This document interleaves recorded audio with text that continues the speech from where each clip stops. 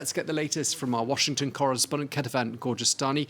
Kethevane, what more details have you got for us on the content of this latest enormous package for families and education? Yes, $1.8 trillion. That's the price tag on this proposed package. About $1 trillion in investment in, as you said, the American families, as well as about $800 billion in more of tax cuts for families, for American families. There are two main focuses of this package. One is education, helping more Americans access education more easily. There's, for example, these 4 years of free education for all Americans, regardless of the family's income. It's split between 2 years of free preschool for American children ages 3 and 4, as well as 2 years of free access to community colleges across the country for young American students. There's also this extension and expansion of child care tax credits. That was something that was already in the American Rescue Plan,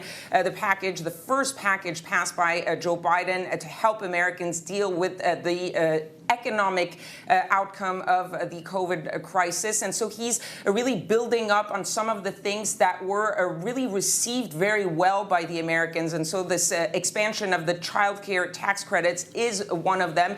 There's also more help for child care, especially for low and middle income families. Joe Biden wants to see a limit on how much these low and middle income families have to spend on child care, capping it at 7% of their income. So really helping American families, because the idea for Joe Biden is that if you help Americans deal and really live with their families, then you're helping the economy. How will he pay for it? That's really the key part of this and the key sticking point of this plan. Joe Biden and the White House want to really focus on the richest Americans, not touching any taxes for people making under $400,000 a year, and really getting those richest Americans, the top 1%, to pay more taxes and to really contribute to this plan. Okay, and of course, tomorrow marks 100 days since Joe Biden took office as president. Does tonight's speech offer some opportunities for perhaps a little bit of reflection, do you think? Yes, it will definitely be partly about reflecting on these first 100 days. When Joe Biden came into office, he put a lot of goals for his first 100 days, mostly about COVID-19, about how he was going to get the United States out of the COVID pandemic. And he's expected to really focus on what he has delivered for the Americans. I mentioned the American Rescue Plan. That will surely be something that he's going to focus on, because that was seen as one of the big successes of these first 100 days. He's going also to focus likely on the vaccine rollout, because the United States is doing pretty well. We're almost nearing 1/3 of Americans that are now fully vaccinated. So the rollout is a very big success also for Joe Biden.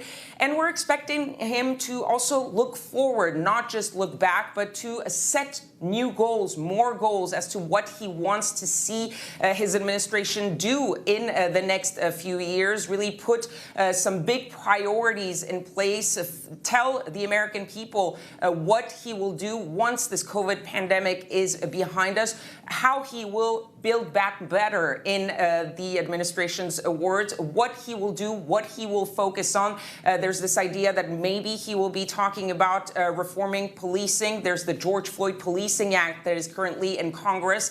That could be one focus, and also what he's going to do regarding foreign policy and what the United States' place in the world is. Okay, well, thank you very much indeed. Kethevane Gorjestani, our Washington correspondent, thank you for bringing us up to speed.